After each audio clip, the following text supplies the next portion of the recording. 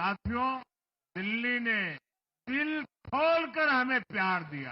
उन्होंने तो यहां तक बोला था कि मैं कभी राजनीति में नहीं आऊंगा, मैं कभी चुनाव नहीं लड़ूंगा। सुख दुख में काम आना, व्यक्तिगत तौर पे एक तरफ विकास का मॉडल था, दूसरी तरफ विनाश का मॉडल था। एक उम्मीद के साथ और जिस आशा के साथ लोगों ने उनको बहुमत दिया है, वो दिल्ली विधानसभा में प्रचंड जीत होते हुए दिखाई पड़ रही है बीजेपी की, यानी पूरी तरह से अपने खाते में अपनी सरकार बनाने के लिए पूरी तरह से तैयार है। यानी पिछले 27 सालों का जो सूखापन है उसको खत्म करते हुए नजर आ रही है। और इसके पीछे अगर सबसे बड़ी कारण देखते हैं तो बीजेपी में सबसे बड़ा जो चेहरा कहीं न कहीं कोई अगर बात करा जाए तो वह मोदी का ही आता है। यानी प्रधानमंत्री मोदी की ही ये अगुवाई में बाकी लोगों ने उनके ही चेहरे पर सारी चीज़ों को लेकर के बात किया और सारे मुद्दों को रखा और दिल्ली में जो जो चीज़ें प्रॉब्लम्स आई थी उस समस्याओं को लेकर के बात किया और वही सारी समस्याओं का निदान कहीं ना कहीं बीजेपी के पास है।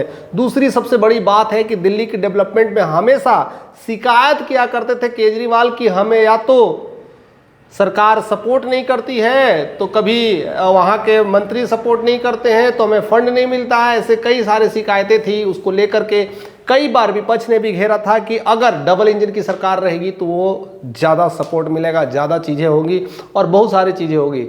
और भी बड़ी कारण रह सकती है, ऐसे से बहुत सारे कारण हैं। सफाई को लेकर के यमुना की नाले देखो दिल्ली, देखो चमकती हुई दिल्ली है। राहुल गांधी ने वो बताए थे कि किस तरह से यमुना पेरिस जैसा दिखता है, उसके पानी को लेकर के भी वोटलिंग में दिखाया गया था कि किस तरह से अभी वादे जो किए थे सारे के सारे अभी अधूरे हैं।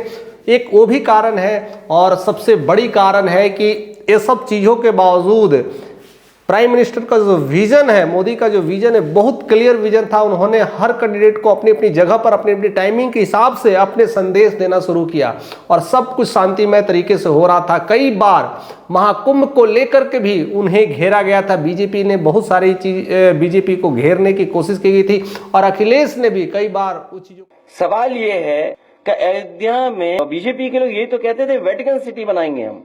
अरे बीजेपी वालों जरा गूगल करके तो देखो वेटिकन सिटी दिखती कैसी। 5 फरवरी को जब दिल्ली में इलेक्शन था तो हमारे देश के प्रधानमंत्री मोदी वहां पर प्रयागराज में डुबकी लगा रहे थे, यानी महाकुंभ की डुबकी ले रहे थे और पूरी श्रद्धा से अपने लोगों को संबोधित कर रहे थे और करते हुए वो चीज़ों को निकाले और वहां से वो मंजर अब बिल्कुल छट गया है। अगर कहा जाए तो महाकुंभ में डुबकी एक कहीं ना कहीं मोदी के लिए एक चमत्कारिक हुआ। दिल्ली में जो सूखापन था उसको भरते हुए देखने को मिला है। यह चमत्कार सिर्फ श्रद्धा से ही हो सकता है।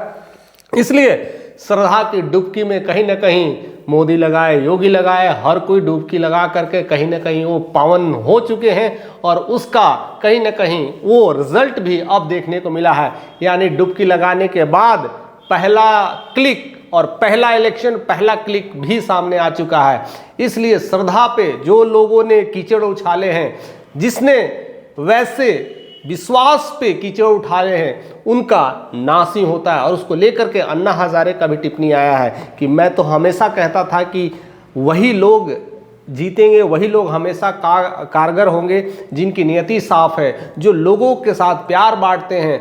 और बीच में दिल्ली में क्या हुआ, वो दारू के नाम पर के शराब के नाम पर पैसे के मामले में सब कुछ विवाद हो गया और उसको लेकर करके कहीं ना कहीं यह एक उनकी गरिमा में कमी आ गई थी। और ये सब कई सारे ऐसे ऐसे छोटे छोटे मुद्दे हैं जिन पे अन्ना हजारे ने बात कर दिया था इसको लेकर के, क्योंकि दिल्ली की शुरुआत अगर कहा जाए तो कांग्रेस से अगर आप तक कन्वर्जन का जो फार्मूला तैयार था वो कहीं ना कहीं अन्ना हजारे के पास था और अन्ना हजारे की अध्यक्षता में वो सारी चीज़ें हुई थी। और जैसे ही आपने जीता था तो केजरीवाल सीट लिए और अन्ना हजारे को छोड़ दिए। अन्ना हजारे को वहां से गायब ही कर चुके थे, जिन्होंने उस मुहिम की शुरुआत की थी, एक पार्टी बनाई थी अन्ना हजारे। आपका जो पार्टी है उसका कहते उद्घोष है, उसी की देन है और वो पार्टी जिस मकसद से बनाई गई थी वह कहीं ना कहीं टूटता हुआ दिखाई दे रहा है। इसको लेकर के अन्ना हजारे ने जिस तरह से बातें की है, ऐसे कई सारे कारण है। अभी बहुत सारे कारण और भी आने वाले हैं, बहुत सारे पिटारे अभी खोलने वाले हैं, क्योंकि ऐसे ऐसे कैंडिडेट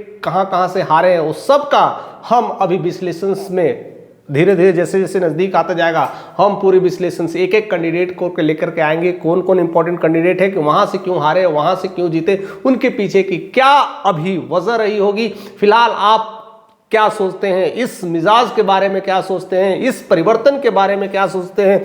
ये जो आपकी अभी लुटिया डूब गई है और बीजेपी का कमल खिल गया, इसको लेकर के क्या सोचते हैं, और इस आस्था के कुंभ में मोदी ने जो डुबकी लगाया था उसके रिजल्ट के बारे में क्या सोचते हैं। तमाम खबरों के साथ ऐसे ही बने रहिए। चैनल पे नए हैं तो सब्सक्राइब करते रहिए और अपना अपडेट भी जरूर दिया करें।